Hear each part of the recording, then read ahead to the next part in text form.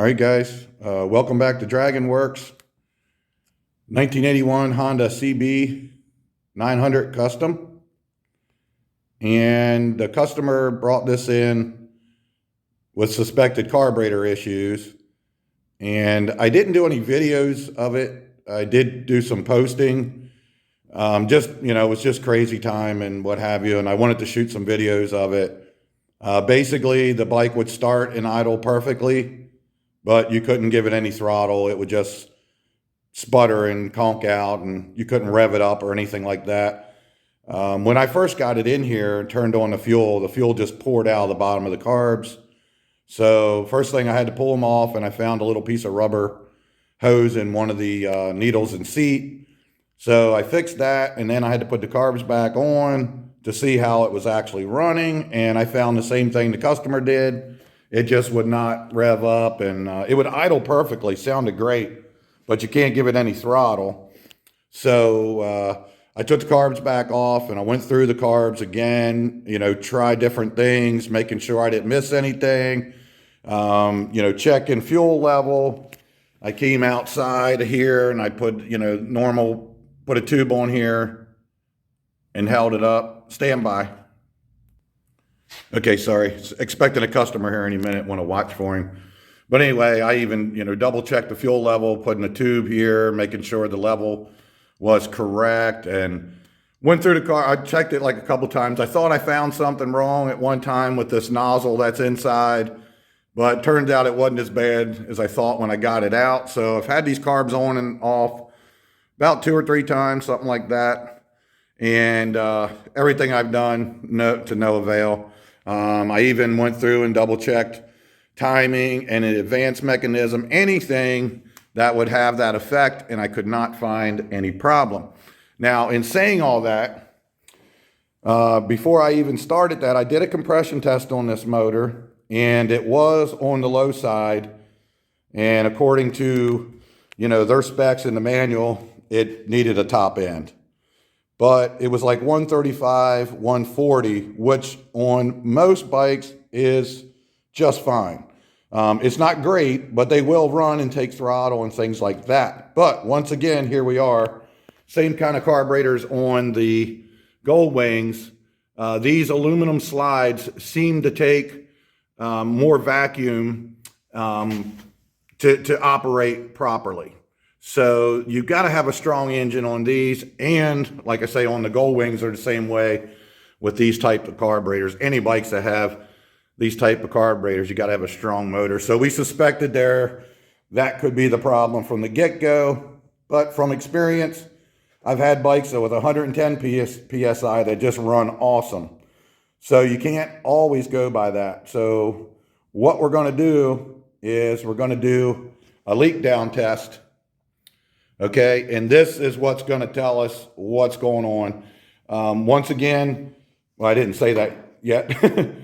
These bikes are notorious for burning exhaust valves, and a burnt exhaust valve would do, or a bad exhaust valve, bent, whatever, would do exactly what this thing's doing, sputtering and coughing back through the carburetor. Also, a lean condition would do that, but we don't have a lean condition. We already figured that out, solved that problem. So the next problem is, the engine being the problem and not the carburetors. Because like I've said many times to you guys, the carburetors do nothing. The engine operates the carburetor. So the engine has everything to do with the function of the carburetor. If the engine's not strong, it won't draw enough vacuum, and the thing will not operate properly. The slide won't operate properly. It won't suck enough fuel out of the bowl. That's how they work. I know you've heard me preach it a million times. So anyway, enough of that. Let's get to testing these cylinders and see what's actually going on with this bike. Join me, shall you? Okay, guys, testing cylinder number 1 here. And the gauge is showing that it's good, or somewhat good, but I can definitely hear the air leaking into the crankcase.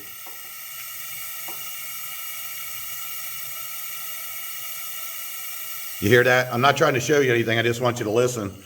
But the good thing is, well, it's not a good thing, because this just means the rings are worn, or the cylinders, but there isn't any leaking out of the exhaust or intake or anything. So that is just the rings. Now, we already knew that because I did a compression test early on when we had a problem, and it did come up low. That's why we're doing the leak down test now. So let's check these other cylinders, and then we'll talk about what we got when we finish. Okay, we're on number 2 here. And once again, the gauge so far is saying good, but I can hear, if you listen closely,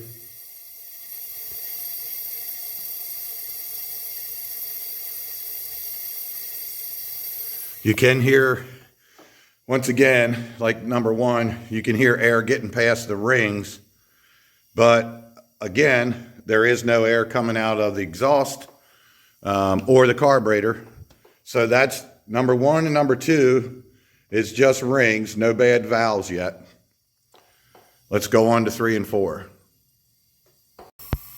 Okay, guys, we're on cylinder number 3 now. She's leaking really good. Here we got almost 90%, looks like 85% leakage right there. I can hear it in the crankcase. I'm not trying to show you anything, just listen.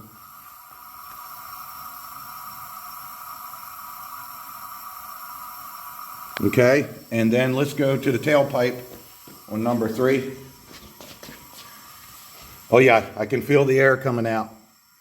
So we got another bad exhaust valve.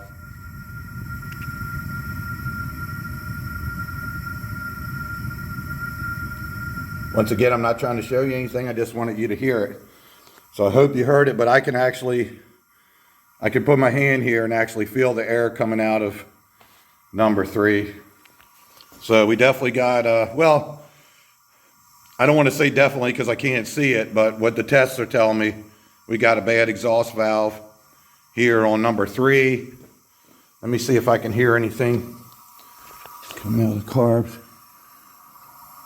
It doesn't sound like it's coming out of the intake. These things are notorious for burning exhaust valves, as you saw on the other CB900C motor I did. But you can hear this one's leaking really good.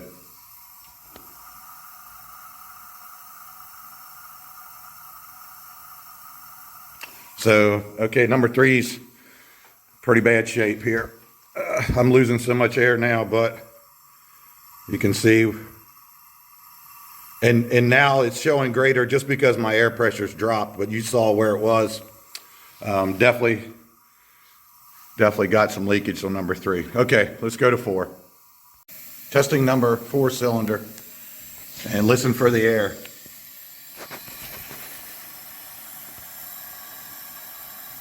It's going right down in the crankcase, and we have 85% high leakage on number 4. Okay, this is number 4 exhaust pipe, and I can actually feel the air coming out. See if you can hear it. Wait a minute, where is the microphone? Let's see if you can hear it.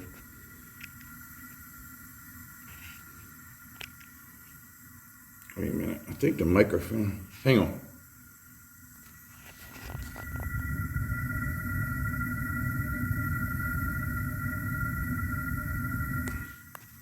Okay, once again, I wasn't trying to show you something, just wanted to see if you could hear it. Okay, so unfortunately, it seems that we have 2 bad exhaust valves, number 3 and number 4. And sure enough, that would definitely cause the situation we got here. Now, I can't say 100% because I can't actually see the valve yet. And I did put a bore scope down in there. But it's so hard to tell. You can only actually see part of the valve. And the part that usually burns is over on the side of the exhaust, like I say, which is right here. And your camera's over here. So you don't normally see this side without pulling the exhaust off and all that kind of stuff. But, you know, the proper way would be to actually take the motor apart and physically see it. But I did already talk to the customer before I started this test, and he said, hey, if it comes down to that, I'm not going to have you rebuild it at this time. He's going to figure something out or what have you. So unfortunately, from what the tests tell us, we got weak cylinders on the whole motor with rings. All of them are leaking past the rings into the crankcase, and number 3 and number 4 cylinder on the other side. This is 3 and 4. These 2 cylinders are leaking past the exhaust valves, and air's coming out of the pipe.